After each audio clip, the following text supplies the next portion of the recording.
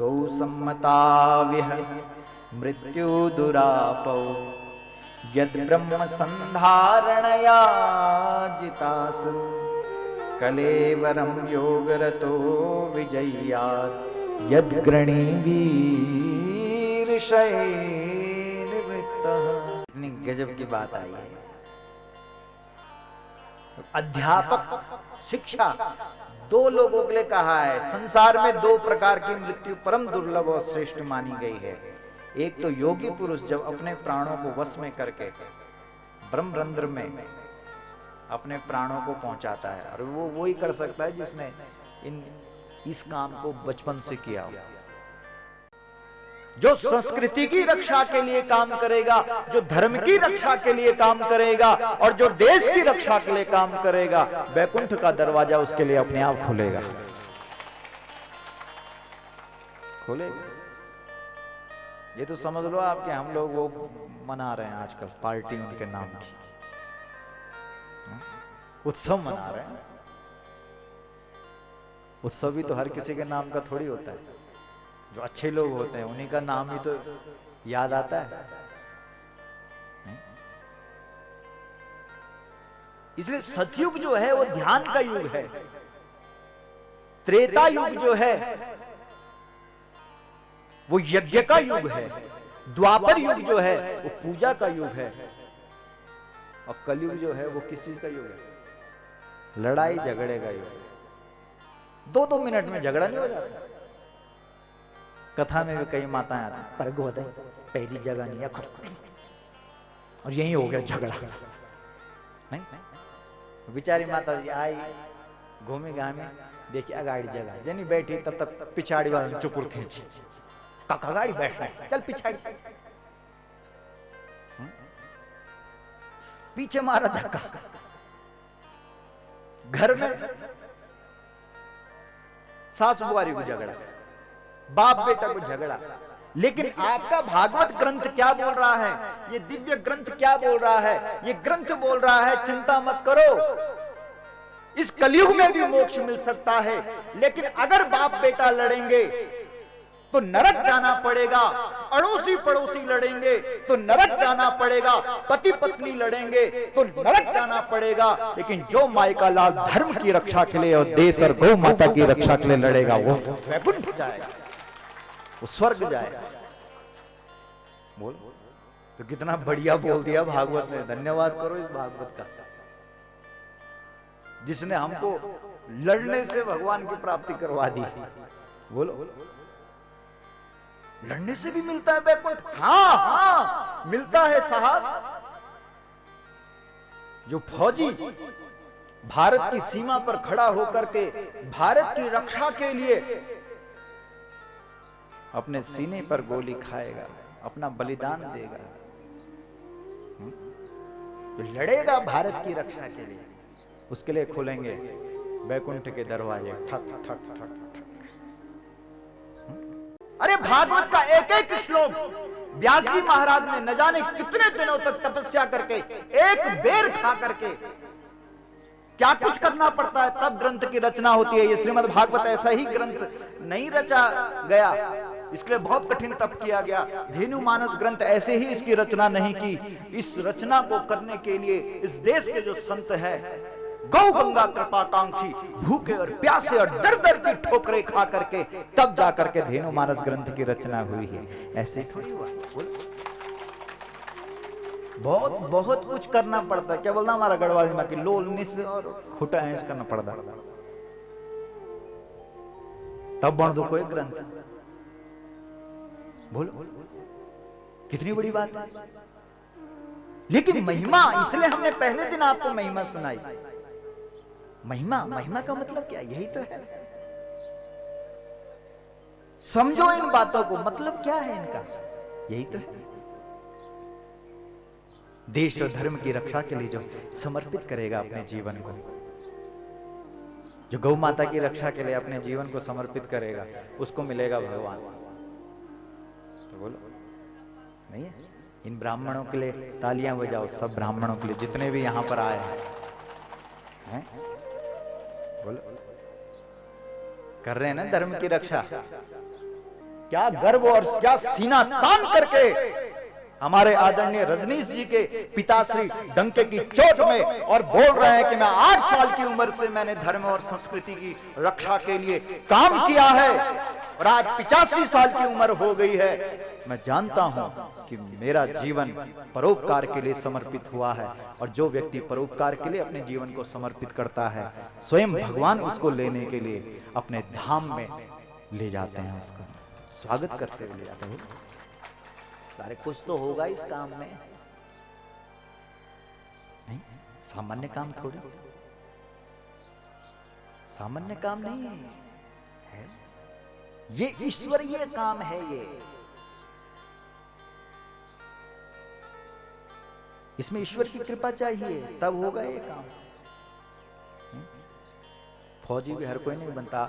जब आंकड़ा आया आचार्य जी गुरु जी, जब आंकड़ा आया अखबार में तब लगा पता कि उत्तराखंड के सबसे ज्यादा फौजी हैं देश की सीमा पर।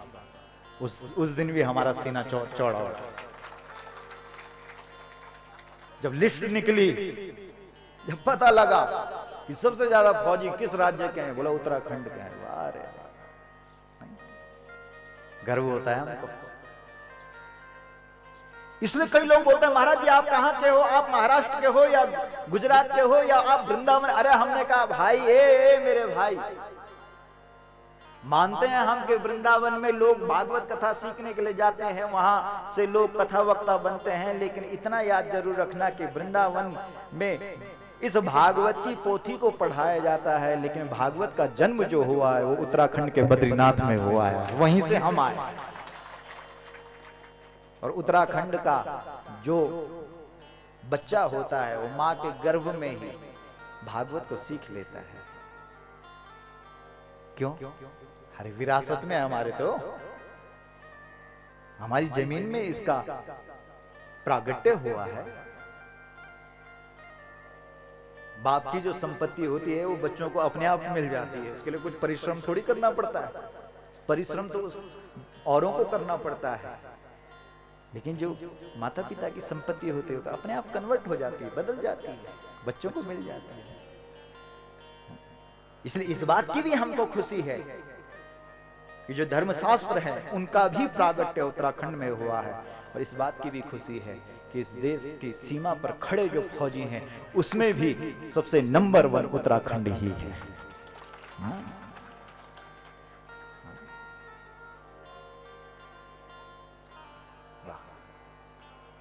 जब लोग हमको पूछते हैं कहां से हम बोलते हैं महाराज उत्तराखंड से। वाह रे वाह, अच्छा। हम अपने पूज्य पिताश्री के साथ जब पूरे देश की यात्रा कर रहे थे उस वक्त उस घर में गए हम। कहां? वो मथुरा के पास में एक घर है। अरे जिस फौजी का सिर कट गया था और पाकिस्तान वाले लेकर गए और केवल धड़ी धड़ आया उसका घर में।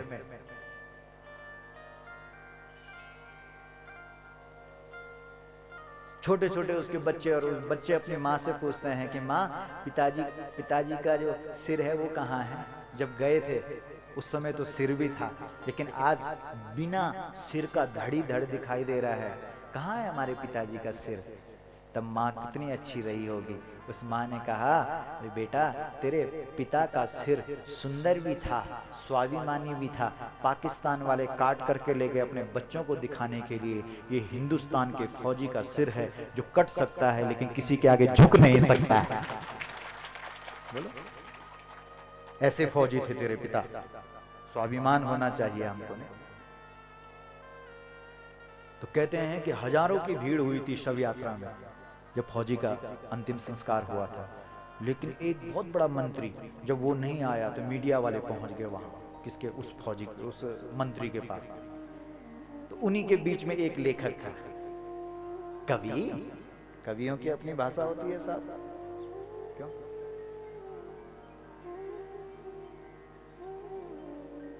उसने तुरंत उसी समय पूछा मंत्री साहब आप क्यों नहीं आए? मंत्री ने कहा क्यों? 10-10 लाख के जो चेक गए वो कहां से गए? वो हमने तो भिजवाए थे। तो कवि ने तुरंत हाथ पर उठाया कलम और लिखा तुमने 10-10 लाख दिए हैं शहीदों की विधवाओं को, यानी कीमत लौटा दी उन वीर सपूता माओं को, लो मैं 20 लाख देता हूं, तुम किस्मत के नेतों को, हिम्मत है तो लड़ने भेजो मंत्री अपने बेटों को। अगर हिम्मत है अपने बच्चों को भेज करके दिखाओ ना। लेकिन ना, मंत्रियों के बेटे विदेश में पहुंच गए ने, वहां से डिग्री लेकर के आ रहे हैं। बोलो, इसलिए नहीं कर सकते हो कुछ तो उन फौजियों का सम्मान तो करो। इसलिए ये व्यासपीठ हर समय हर कथा में फौजियों का स्वागत करती है, सम्मान करती है, उन माताओं को प्रणाम करती है जिन माताओं की कोख से कोई देशभक्त निकलता है, और उन माताओं को भी प्रणाम करती है जिन माताओं के गर्भ से धर्म और संस्कृति की रक्षा करने वाला बेटा पैदा होता है। हाँ? नहीं, स्वागत होना चाहिए इन लोगों का, ऐसे ही थोड़ी है। नहीं, ये कोई सामान्य कथा थोड़ी है। भागवत को लिखने में, धेनुमानस ग्रंथ को लिखने में, ले जाओ ना इस ग्रंथ को अपने घर ले जाओ। लोग बोलते हैं महाराज जी कब आपको खुशी होती है? हम कहते हैं जब हमारे पूज्य पिताश्री का ये ग्रंथ जब लोगों के घरों में पहुंच। पूज्य महाराज जी ने 11 धेनुमानस ग्रंथ अपने आप ले गए। सोचो आप, 11। हमको तो यहाँ आकर के पता लगा, सोचो, और एक बार भी हमसे मुलाकात नहीं हुई। इतना मानते हैं हमारे पूज्य पिताश्री को कि पूरे देश में जब कथा करने के लिए जाते हैं, बोल नहीं रहते, पंजाब में भी गए, और जो गाय माता की बात सुनकर के प्रसन्न होता है, जब वो कहता है कि ये जो बात है ये किसकी है महाराज जी, गर्व से कहते हैं ये उत्तराखंड के ऋषि की बात है, इसलिए ये धेनुमानस पकड़ो और इसको पढ़ो। कितने स्वाभिमान की बात है। नहीं हो सकता है कि आ जाएं गुरुजी। हमारे आदरणीय आचार्य रजनीश जी ने तो इस बात को रखा है गुरुजी के सामने कि गुरुजी, और वो फक्कड़ है, निष्काम है वो ऐसा थोड़ी देखते हैं कि क्या है कैसा है। प्यार होना चाहिए, भाव और प्रेम से। मुझे लग रहा है अगर फोन करोगे दोबारा तो 1-2 बार और करोगे तो वो आएंगे, पक्का आ जाएंगे। साधुनां दर्शनम पुण्यम तीर्थभूता हि साधवः तीर्थफलति कालेन सद्यः साधु समागमः। महापुरुषों का उनको अपने घरों में बुलाना कोई सामान्य बात थोड़ी है। नहीं? अरे हम तो गृहस्थी लोग हैं, घर है, परिवार है, बच्चे हैं, कहाँ मिलेगा इतना टाइम कि अब हम पूरे देश की यात्रा करें। कुछ तो ऐसे भी होंगे जो बद्रीनाथ भी नहीं गए होंगे, कब मिल दी फुर्सत हमें। भले उत्तराखंड में गंगोत्री, यमुनोत्री, बद्री, केदार है, लेकिन कुछ लोग ऐसे हैं जो वहां तक भी नहीं पहुंच पाए। क्यों? क्योंकि हम इतने उलझे हुए हैं। शास्त्रों से पूछो, क्या ऐसा कुछ हो सकता है कि हमको अपने घर में ही पूरे देश के तीर्थों की यात्रा का पुण्य मिल जाए? वाह, ग्रंथ क्या गजब के ग्रंथ है वैसे। साधुनां दर्शनम पुण्यम तीर्थभूता हि साधवः तीर्थफलति कालेन सद्यः साधु समागमः। हम नहीं जा पाए भारत की तीर्थ यात्रा करने के लिए, चिंता मत करो। अगर कोई साधु चलता हुआ, जिस साधु ने पूरे देश के तीर्थों की यात्रा कर दी, अगर वो हमारे गांव में आ जाए और उसके चरण हमारे गांव में पड़ जाए तो हमको भी तीर्थ यात्रा का फल प्राप्त हो जाएगा। कितनी बड़ी बात है। क्यों?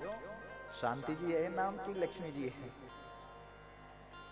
शांति प्रसाद जी छोटे वाले हैं कि बड़े वाले? बड़े आप हैं, लक्ष्मी जी। अच्छा, लक्ष्मी जी छोटे हैं और आपके भतीजे हैं। अच्छा, आप चाचा जी हैं। चाचा जी का नाम क्या है? वाह जी, श्री दिवाकर तिवारी। याद हो गया नाम है?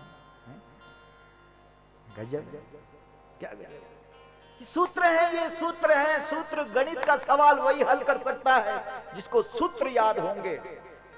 जो सूत्र याद कर सकता है उसका गणित का सवाल अपने आप हल हो जाएगा।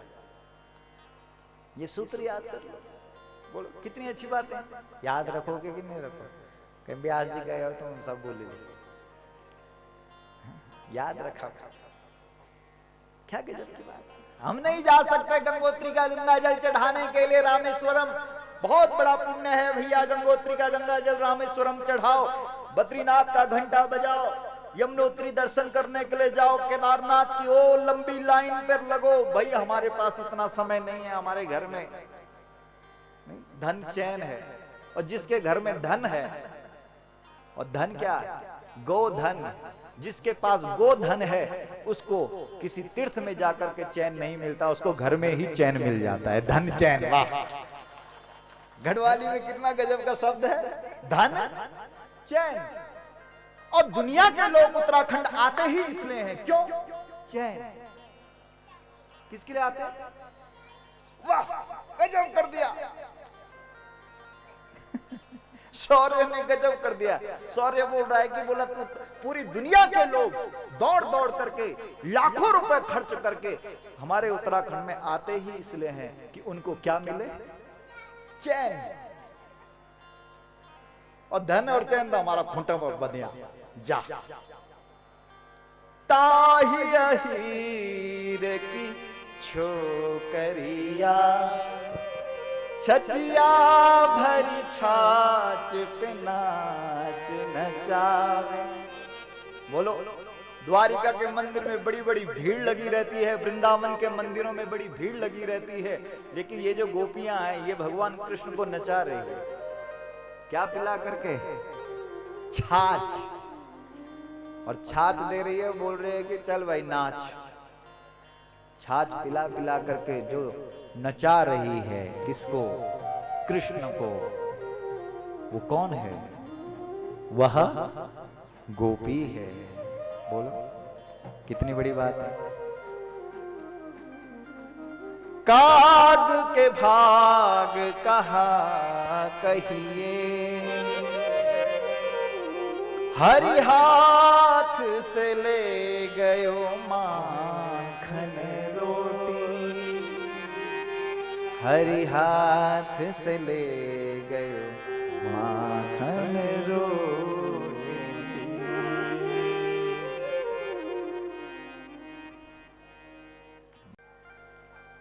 जो परीक्षित है उसके सामने एक अधर्म हो गया। एक धर्म है, बोलो, एक धर्म है और एक अधर्म है। समझ रहे? अरे जो अच्छा काम होता है जिससे किसी को कष्ट नहीं होता है वो क्या है? जोर से बोलो। धर्म है। यहां किसी को कष्ट तो नहीं हो रहा, हमारे आने से किसी को कष्ट तो नहीं है। समझ रहे? जिसको धर्म को देख करके कष्ट ना हो वो कौन है? देवता। और जिसको धर्म को देख करके कष्ट हो रहा है वो कौन है? राक्षस। रावण ने धर्म को देख करके आग लगा दी, आग लग गई। अब वो चाहे ब्राह्मण हो, चाहे क्षत्रिय हो, चाहे वैश्य हो, चाहे शूद्र हो, रावण ब्राह्मण होने के बाद भी उसने गाय पर आग लगा दी। बात सही है कि नहीं? जेहि जेहि देश धेन द्विज पावई।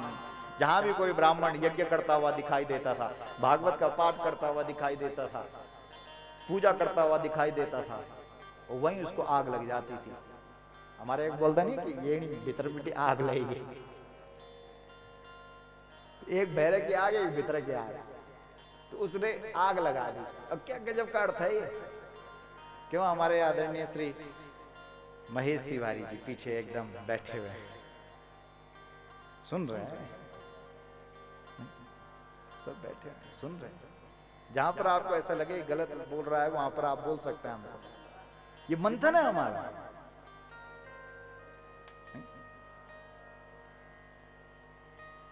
इसलिए एक धर्म है, एक अधर्म है। यही पता लग जाता है कि कौन धर्मात्मा है और कौन राक्षस है। यही पता लग जाता है। धर्म के काम में जिसकी रुचि है, जो फटाफट दौड़ता है, जो अपना सहयोग देता है, हाँ भाई अच्छा काम होना चाहिए, होना चाहिए, होना चाहिए, होना चाहिए, वो देवता है। सीधी सी बात है। वो क्या है? देवता है। आप सब लोग देवता है, तालियां बजाओ उन सब देवताओं को। नहीं जो कि गरिमा पिड़वाणे ये सब असुर। अब पता करा कि को राक्षस और को देवता। हाँ? नहीं। वाह। इसलिए रावण राक्षस क्यों है? क्योंकि उसने गाय में, उसने संस्कृति में आग लगा दी। होने नहीं देता है जो अच्छा काम, वही तो राक्षस है। बोलो राक्षस। इसलिए परीक्षित ने कहा मेरे शासन काल में हिम्मत कैसे पड़ी। तत्र गो मिथुनम राजा। भागवत का तो एक श्लोक उठा तो आनंद आ जाता है, इसलिए हमारे लिए 4 घंटे भी कम पड़ जाते हैं। तत्र गो मिथुनम राजा हन्यमानम अनाथवत दंडहस्तम च वृषलम ददृशे नृपलांछनम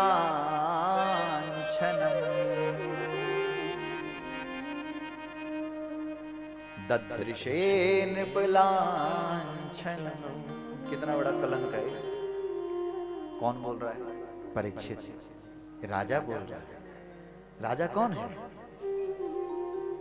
जो धर्म कर्म होने दे। और हमारा जो सनातन धर्म को मानने वाले लोग हैं, जो हिंदू संस्कृति को मानने वाले लोग हैं, उनका हर धर्म कर्म गाय से होता है कि नहीं होता? होता है। लवणों अब यो गौ कथा वक्त बन तो आओ।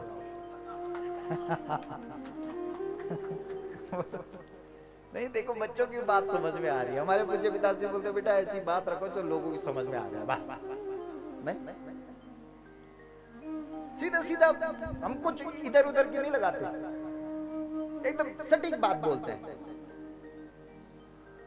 नहीं, परीक्षित राजा, भागवत की कथा है कि परीक्षित राजा ने जब ये अधर्म देखा, गाय को एक काला पुरुष मार रहा है। मार रहा है क्या? कलयुग है भाई, डंडे पड़ेंगे किसकी पीठ पर? गाय की पीठ पर। पड़ रहे हैं कि नहीं पड़ रहे? पड़ रहे हैं साहब। गाय जैसी घर से बाहर गई वैसे डंडा पड़ा कि नहीं पड़ा? पीठ पर पड़ा। क्यों? क्योंकि अब वो क्या हो गई है? जोर से बोलो। अनाथवत। वाह, व्यास जी के लिए भी कमाल मानना पड़ेगा उनके श्लोकों को। तत्र गो मिथुनम राजा हन्यमानम अनाथवत। जब तक गाय घर के खूंटे पर बंधी हुई है तब तक वो नाथ है, तब तक वो नाथ है, तब तक वो तुम सबका, हम सबका भरण पोषण करेगी। और जिस दिन तुमने उसको धक्का मार दिया उस दिन वो अनाथ है। उस दिन उसने अपने 33 करोड़ देवताओं को छुपा दिया। लेकिन जब उसका सम्मान है तब उसके गौमूत्र में गंगा जी है, गोबर में लक्ष्मी जी है, तब उसके पंचगव्य से पूजा शुरू हो जाती है। फिर गौमुखी से मंत्र शुरू हो जाता है और उसके पूंछ के बाल से देवताओं की नजर उतारी जाती है। और गौ माता के गले की घंटी जब बजती है तो 33 करोड़ देवताओं के मंदिरों की घंटी बज जाती है।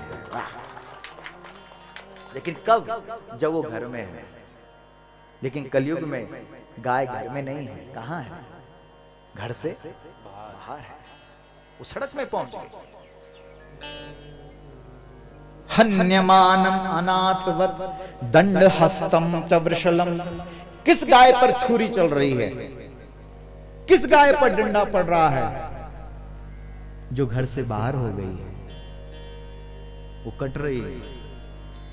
सूर्य भगवान की जब किरणें धरती माता को स्पर्श करती है उसी समय लाखों गाय काट दी जाती है, विदेशों में भेज दी जाती है। ददृशे नृपलांछनम। ये तो सबसे बड़ा कलंक है। किस पर? भारत माता पर। इसलिए हमारे पूज्य पिताश्री ने संकल्प उसी दिन लिया और कहा, मैं भारत के माथे से इस कलंक को हटाना चाहता हूं और गौ माता को राष्ट्र माता बनाना चाहता हूं। क्या गलत है उनका संकल्प? बोलो, सही है, सही है। भागवत की कथा है, भागवत में लिखा है ऐसा। बोलो, रोका ना उसने, किसने? परीक्षित ने। भाई इस काम को होने नहीं दूंगा। उसने कहा कि ठीक है, ठीक है। बोला मेरे को 4 जगह चाहिए जहां मैं रहूं। बोला कहां रहना चाहता है? बोला जहां जुआ है। द्यूतम पानम स्त्रिय सूना यत्रा धर्मश्चतुर्विधः, जहां ये 4 काम होंगे। जुआ, जुआ मतलब जब आदमी कुछ करना नहीं चाहेगा। बोलो, जुआ नहीं है क्या? जब आदमी कुछ करना ना चाहे और सब कुछ मिल जाए।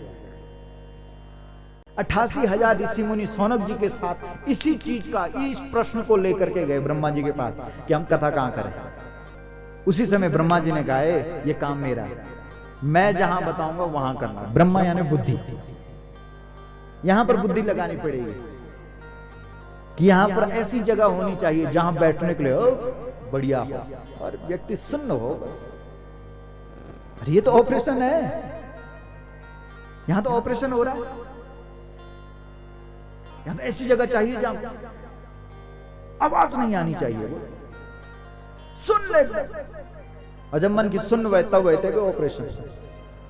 उस कमरे में कोई जा सकता है जहां ऑपरेशन हो रहा हो? चारों तरफ से आदमी लग गए। भाई कथा चल रही हो, सब चुप रहो, बैठो, चुप शांत, तब बदलेगा उसका दिमाग। कथा है। इसलिए ब्रह्मा जी ने क्या कहा, ये मैं चक्र भेज रहा हूं और ये चक्र जहां रुक जाए वहीं आप कथा कर देना। और वो जो मनोमय चक्र है वो कहां रुका? नैमिषारण्य में रुका। बोलो, ये भागवत में लिखा हुआ है। कलयुग कहां रहेगा? जिनके पास फुर्सत नहीं है 1 मिनट की भी, लेकिन जो इसका महत्व समझेंगे वो अपने सारे कामों को छोड़ करके और कथा में बैठेंगे। और जिसके पास फुर्सत ही फुर्सत है और जिसको पता ही नहीं है वो ताश खेलेगा। इसलिए आप घूमो पूरे क्षेत्र में, लेकिन क्या करें, उनको पता ही नहीं है कीमत का, कथा की कीमत का। वो ताश में खेल रहे हैं। क्यों? क्योंकि खोपड़ी में कलयुग सवार हो गया। कलयुग बैठ गया दिमाग में। कलयुग यही देखता रहता है। कर्मशील व्यक्ति को कभी भी कलयुग पकड़ेगा नहीं, याद रखना। इसलिए भागता जो है, जो पुरुषार्थ करता है, उसी के दिमाग में भगवान भी बैठता है, भगवान की कथा भी बैठती है। हमें पता है आपके जितने भी रिश्तेदार हैं सब बड़े बड़े पदों पर और बड़ी बड़ी हस्तियां हैं यहाँ बैठी हुई। कोई दिल्ली से आ रखा है, कोई देहरादून से आ रखा है, कोई कहीं से आ रखा है। सब बड़ी बड़ी हस्तियां हैं। ये सब पुरुषार्थी लोग हैं। इसीलिए ये यहाँ पर बैठे हुए हैं। जो निकम्मे हैं वो तो ताश खेल रहे हैं। उनको कलयुग ने ग्रस्त लिया है। द्यूतम पान, मदिरा में झूम रहे हैं। कई लोग बोलते हैं, एक व्यक्ति ने तो हमारे सामने बोला महाराज बोलता है कि दारू नहीं पीनी चाहिए, खुद पी करके बैठ करके और तब बोलता है। हमने कहा क्यों, तुझे क्यों लगा ऐसा कि मैं भी पीता हूं? बोला देखना तेरी भी आंखें लाल है।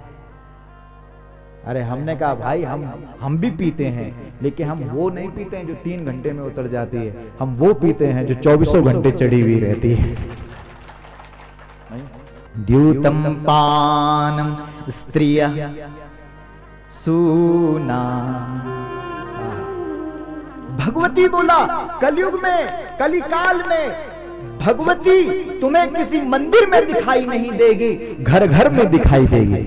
पत्नी के रूप में, बेटी के रूप में, ध्यान के रूप में, वाह, मां के रूप में। नहीं?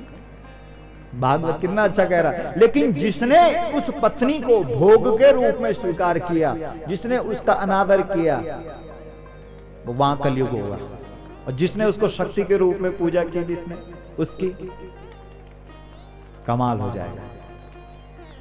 बोलो, भास यत्र नार्यस्तु पूज्यन्ते रमन्ते तत्र देवता। इसलिए अगर आप पत्नी को धर्म के रूप में देखेंगे तो वो न जाने कितनी बार तुमसे कई धर्म करवा देगी, अच्छे काम करवा देगी। द्यूतम पानम स्त्रिय सूना, मांस मांस कभी मत खाना, मांस हमारे लिए नहीं है। जो बोला मनुष्य जीवन में मांस खाता है तमोगुणी बनता है, और तमोगुणी ही व्यक्ति को फिर नीचे की योनियों में ले जाता है। ले, मांस खाओगे तो मांस खाने वाले जितने भी जानवर हैं उनकी कमी है क्या? मांस खाना है तो बाघ बन, अच्छा भी लगेगा बाघ बन करके, और तब खा, मन की बनी तय खाना होता बाघ, तब जालो ऐच जब तक बन, जब तक हो। अरे जो सात्विक चीजें खा रहा है, जो दूध पी रहा है, जो दही ले रहा है, नहीं, ये सारी चीजें तो चढ़ती है। इति लंघित मर्यादम तक्षकः सप्तमे हनि दंक्षति स्म कुलांगारम, दंक्षति स्म कुलांगारम चोदितो में तद्रुहम। बोला राजा, तुझे अपने भुजबल पर बहुत घमंड है ना, तुझे अभिमान है ना कि तेरे हाथों में बहुत ताकत है, क्योंकि तेरे हाथों में शस्त्र बल है। लेकिन कान खोल करके सुन, तेरे हाथों में शस्त्र बल है और ब्राह्मणों के हाथों में शास्त्र बल है। अब होगा कंपटीशन, अब देखा जाएगा कि किसके पास कितनी ताकत है। तूने अपने शस्त्र से, तूने अपने बाण से मेरे पिता के गले में मरा हुआ सांप डाला ना, तू इतना ही कर सकता है। तूने मरा हुआ सांप डाला मेरे पिता के गले में, लेकिन मैं शास्त्र की ताकत से ऐसे मंत्र पढ़ूंगा जिस मंत्र के प्रभाव से तू आज से ठीक 7वें दिन मरेगा और ऊपर जाएगा। बोलो, हुआ वैसा कि नहीं हुआ? हुआ ना? तो ताकत ज्यादा किसकी होती है, शस्त्र बल की या शास्त्र बल की? शास्त्र बल की। बोलो, ये ताकत है शास्त्र बल की।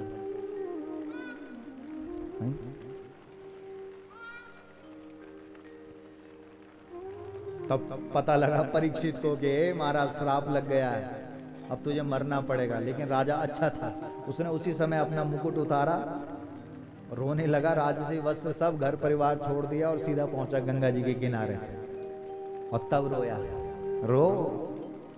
रोने से पाप खत्म होता है ना। कई लोग बोलते हैं अरे हम तो रोते नहीं हैं, तो रो, तू इतना कठोर है। अरे पाप कौन करता है? जो कठोर व्यक्ति होता है। बोलो, जो कोमल हृदय का होता है वो पाप नहीं करता। वो जब पाप करने बैठता है तो उसके हाथ यूं कांपते हैं, यूं। और जो कठोर होता है वो पाप कर देता है। इसलिए राजा रोने लगे तो गंगा जी से आवाज आई, आहा राजा चिंता मत कर। जितने भी गुफाओं में बैठे हुए जो ऋषि मुनि थे वो सबको आह्वान किया, सबको बाहर निकाला। लाइन लग गई वहां ज्ञान देने वालों की, और उसी समय भगवान सुखदेव का प्राकट्य हुआ। बोलिए सुखदेव जी महाराज की जय, सुखदेव जी महाराज की जय। हर हर महादेव। तत्राद्भवद भगवान व्यास पुत्रो यत्रिच्छया गामट मानो नपेक्षः अलक्षलिंगो निजलाभ तुष्टो वृतश्च बालः अवधूत वेशः, वृतश्च बालः अवधूत वेशः।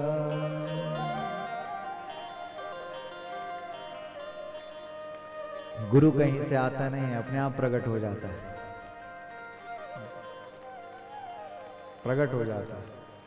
और जब कोई गुरु अपने आप आ जाए, जिसकी कोई कल्पना ना करे, यार कभी ऐसा भी हो सकता है, तो समझ लेना वही गुरु है जो कल्पना से बाहर हो गया। नहीं, हमने सोचा भी नहीं था कि ऐसा हो जाएगा, लेकिन हो गया भाई, वही तो गुरु है। इसलिए सुखदेव जी प्रकट हो गए।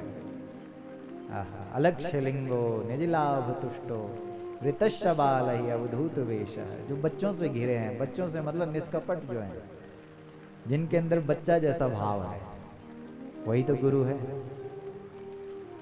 स्त्री और पुरुष में कोई भेद नहीं है, सब जिसके लिए बराबर हो गए।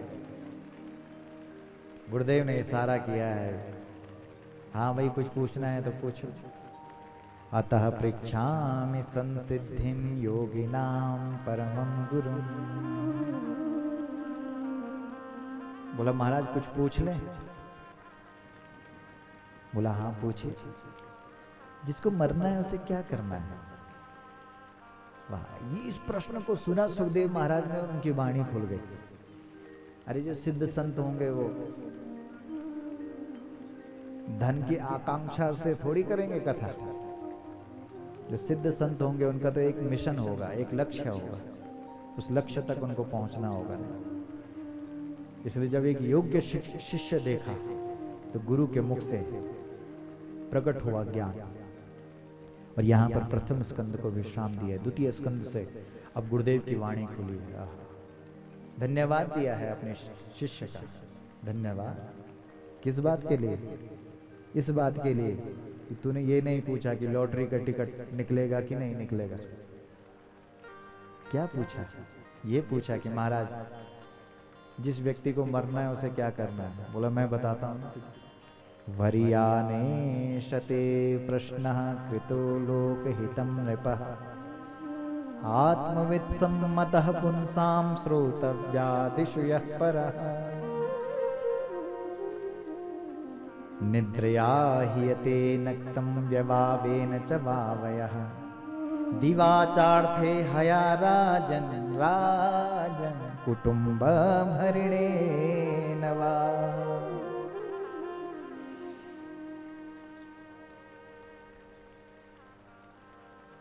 परिनिष्ठितोऽपि नैर्गुण्य उत्तमश्लोकलीलया गृहीत चेता राजर्षे आख्यानम यदधीतवान्।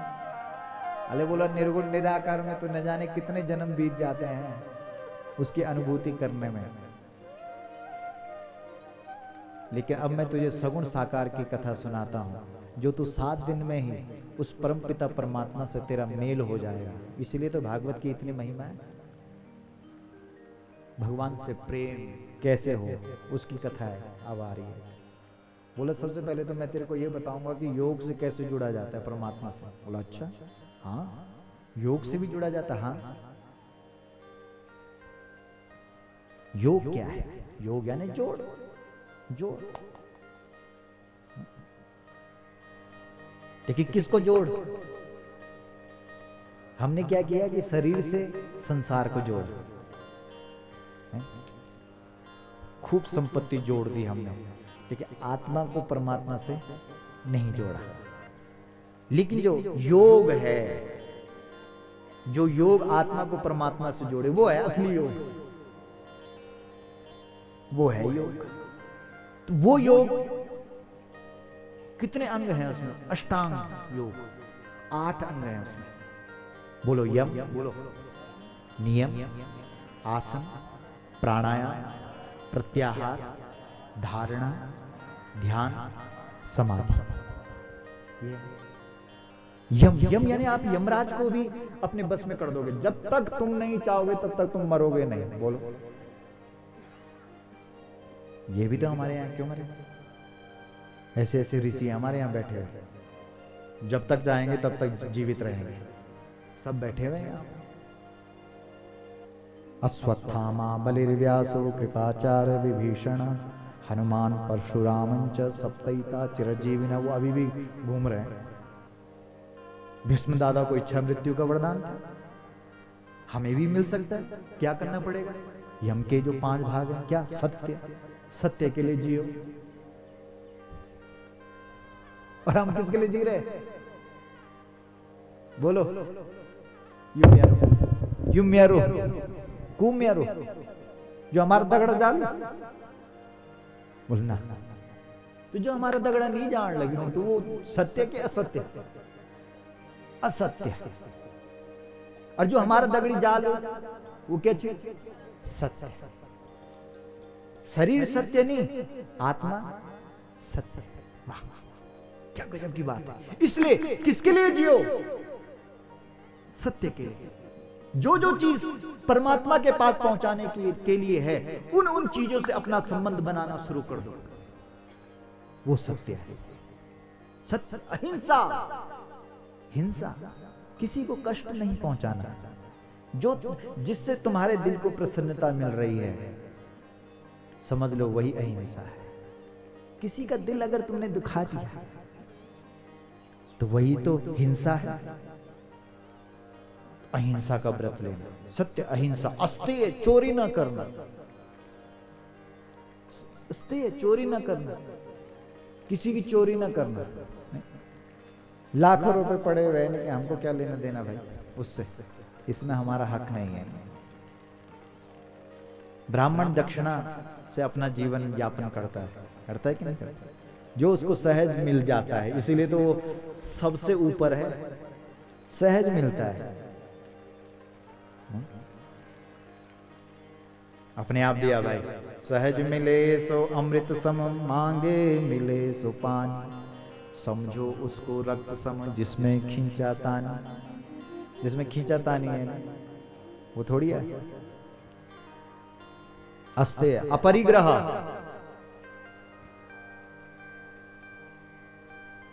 उतना ही संचय करो जिससे हमें खुशी मिले। ब्रह्मचर्य, वाह, सबसे बड़ी शक्ति जो होती है वो ब्रह्मचर्य की होती है। अगर ब्रह्मचर्य से ऐसी, अगर आपने उस शक्ति से अगर ऐसी संतान पैदा नहीं की जिस संतान से झगड़े शुरू हुए, धन दौलत में मार काट शुरू हो गई, तो बोलो शांति मिलेगी उस आत्मा को? लेकिन जिस ब्रह्मचर्य से ऐसी संतान पैदा हुई, इसलिए हमारे यहाँ विवाह को भी बहुत बड़ा उत्सव मानते हैं। ऐसी संतान पैदा हुई जैसी हमारी बहन रुचि है। क्यों? बोलो, रुक्मणी माता की आज कोख धन्य हुई कि नहीं हुई? आज स्वर्गीय आदरणीय श्री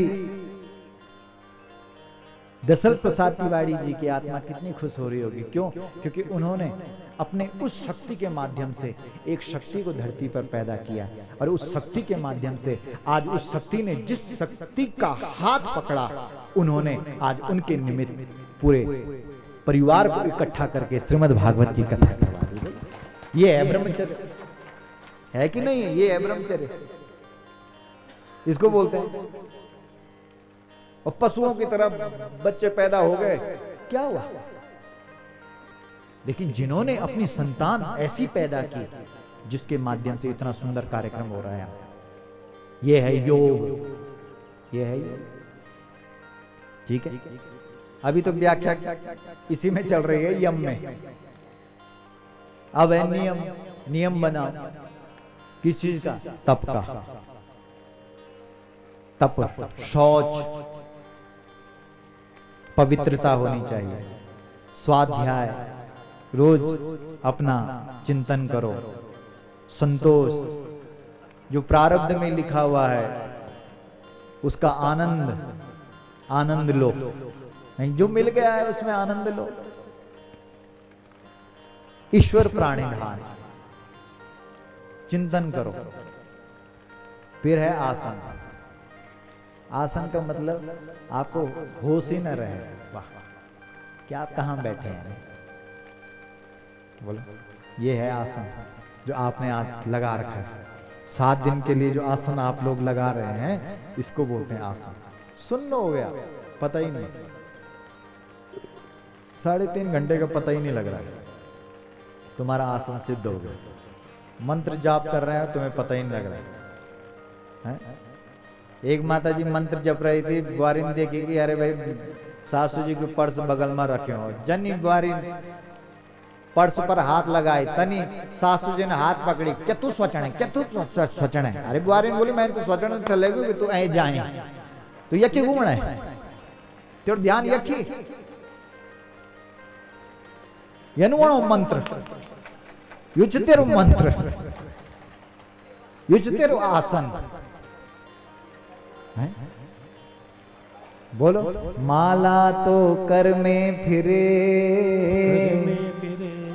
जीव फिरे मुख माही, मनवा तो चहुं दिस फिरे, ये तो सुमिरन नाही। प्राणायाम, श्वासों को खींचना, रोकना, छोड़ना। अभी तो श्वास अपने आप चल रही है, और जब तुम प्राणों को अपने बस में कर दोगे, जब तुम श्वासों को अपने बस में कर दोगे, तुमने श्वासों पर जीत हासिल कर दी,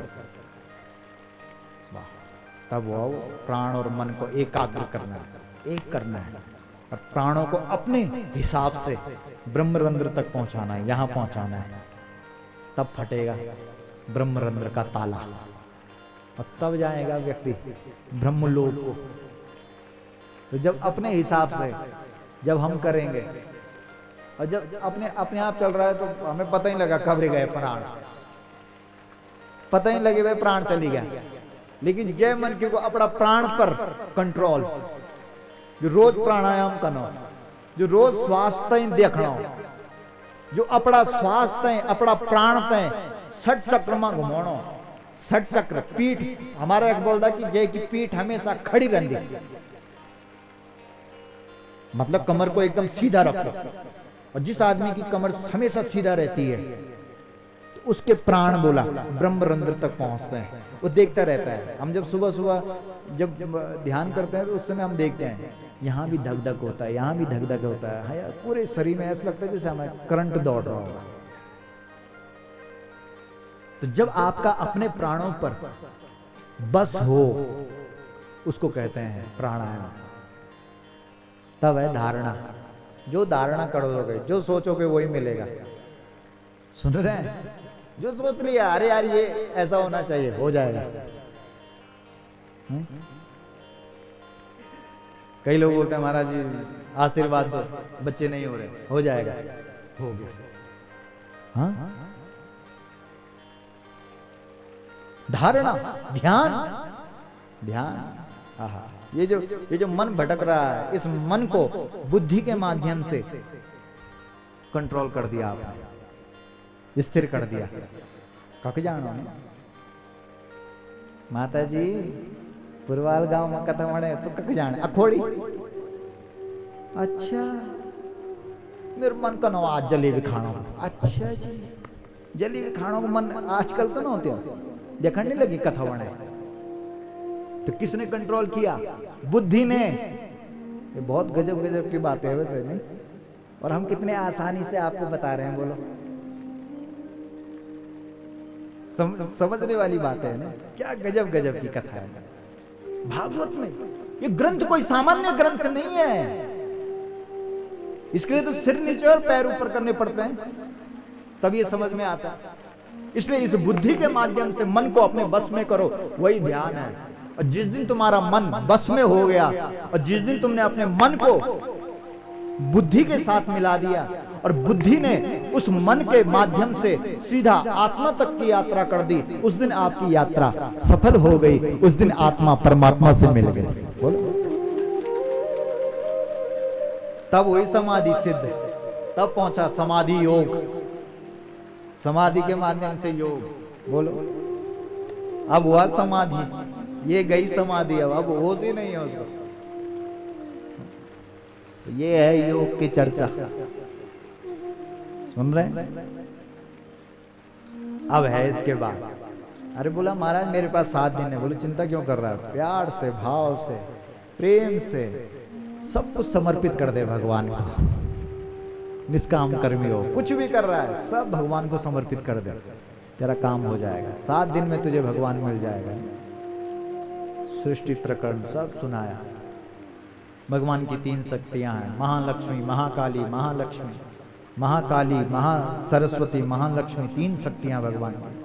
देवी भागवत के माध्यम से आप सुन रहे, ये तीनों शक्तियां बोला भगवान की शक्तियां हैं। ये शक्ति सबके अंदर है, लेकिन अगर प्रयोग करेंगे इसका तो पंच महाभूत, 3 अहंकार है ना। अरे जो सृष्टि बनी है किससे बनी है, अहंकार से बनी है। सत्व, रज, तम, ये अहंकार है।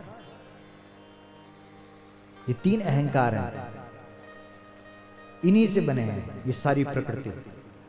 पृथ्वी, जल, तेज, वायु, आकाश, इनके गुण प्रकट हुए। पृथ्वी का गुण क्या है, गंध। जल का गुण क्या है, रस। तेज का गुण क्या है, रूप। वायु का गुण क्या है, स्पर्श।